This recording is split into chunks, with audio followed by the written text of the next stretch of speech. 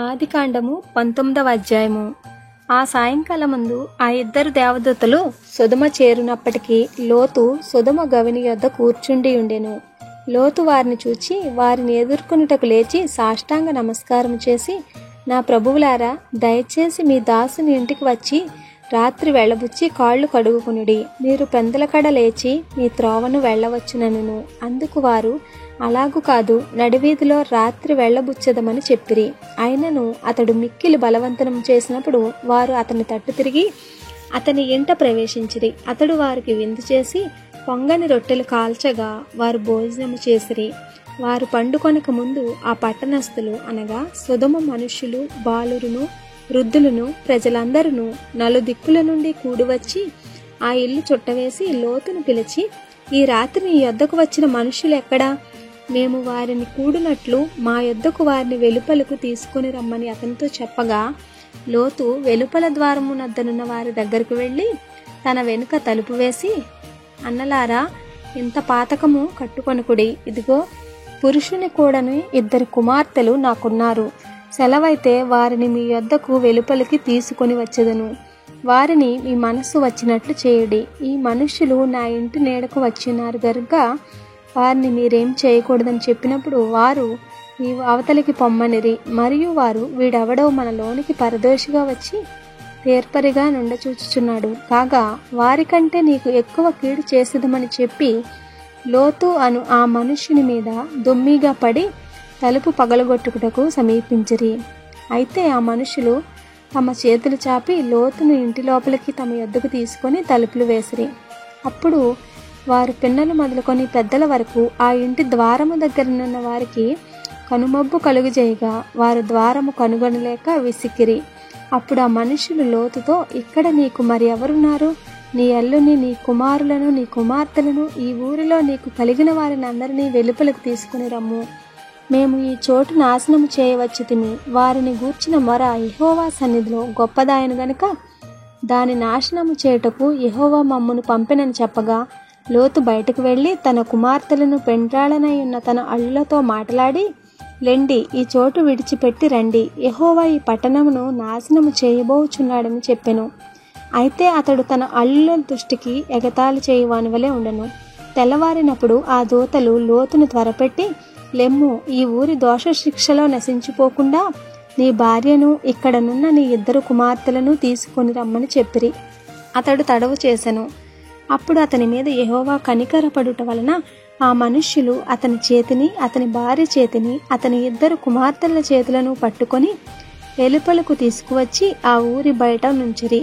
ఆ దూతలు వారిని వెలుపలికి తీసుకుని వచ్చిన తరువాత ఆయన, నీ ప్రాణమును దక్కించుకొనున్నట్లు పారిపోము, నీ వెనుక చూడకుము, ఈ మైదానములో ఎక్కడనూ నిలువక నీవు నశించిపోకుండా ఆ పర్వతమునకు పారిపోమ్మని చెప్పగా, లోతు, ప్రభువా, అలాగూ కాదు, ఇదిగో నీ కటాక్షము నీ దాసుని మీద వచ్చినది. నా ప్రాణము రక్షించుట వలన నీవు నా ఎడల కనుబరిచిన నీ కృపను గనపరచితివి. నేను ఆ పర్వతమునకు తప్పించుకొని పోలేను. ఈ కీడు నాకు సంభవించి చచ్చిపోదునేమో. ఇదిగో, పారిపోవుటకు ఈ ఊరు సమీపంలో ఉన్నది. అది చిన్నది, నన్ను అక్కడికి తప్పించుకుని పోనిమ్ము. అది చిన్నది కదా, నేను బ్రతుకుదనని చెప్పినప్పుడు ఆయన, ఇదిగో, నీవు చెప్పిన ఈ ఊరు నాశనము చేయను. ఈ విషయంలో నీ మనవి అంగీకరించుతిని. నీవు త్వరపడి అక్కడికి తప్పించుకొని పొమ్ము. నీవక్కడి చేరు వరకు నేనేమీ చేయలేనన్ను. అందుచేత ఆ ఊరికి సోయరు అని పేరు పెట్టబడెను. లోతు సోయరుకు వచ్చినప్పుడు ఆ దేశమున సూర్యుడు ఉదయించెను. అప్పుడు యెహోవా సొదొమ మీదను గొమొర్రా మీదను యెహోవా యొద్ద నుండి గంధకమును, అగ్నిని ఆకాశము నుండి కురిపించి ఆ పట్టణములను, ఆ మైదానమంతటిని, ఆ పట్టణములలో నివసించిన వారినందరినీ, నేల మొలకలను నాశనము చేసెను. అయితే లోతు భార్య అతని వెనుక నుండి తిరిగి చూచి ఉప్పు స్తంభమాయెను. తెల్లవారినప్పుడు అబ్రహాము లేచి తాను యెహోవా సన్నిధిని నిలిచిన చోటికి వచ్చి సొదొమ గొమొర్రాల తట్టును, ఆ మైదానపు ప్రదేశము యావత్తును చూడగా, అదిగో, ఆ ప్రదేశపు పొగ ఆవము పొగవలే లేచుచుండెను.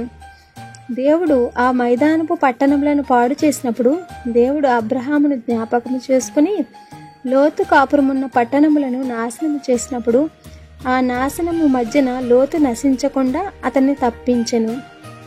లోతు సోయరులో నివసించుటకు భయపడి తన 2 కుమార్తెలతో కూడా సోయరు నుండి పోయి ఆ పర్వతమందు నివసించెను. అతడును అతని 2 కుమార్తెలను ఒక గుహలో నివసించరి. అట్లుండగా అక్క తన చెల్లెలతో, మన తండ్రి ముసలివాడు, సర్వలోక మర్యాద చొప్పున మనతో పోవుటకు లోకములో ఏ పురుషుడునూ లేడు. మన తండ్రికి ద్రాక్షారసము త్రాగించి అతనితో శయనించి మన తండ్రి వలన సంతానము కలుగజేసుకొందమని రమ్మని చెప్పాను.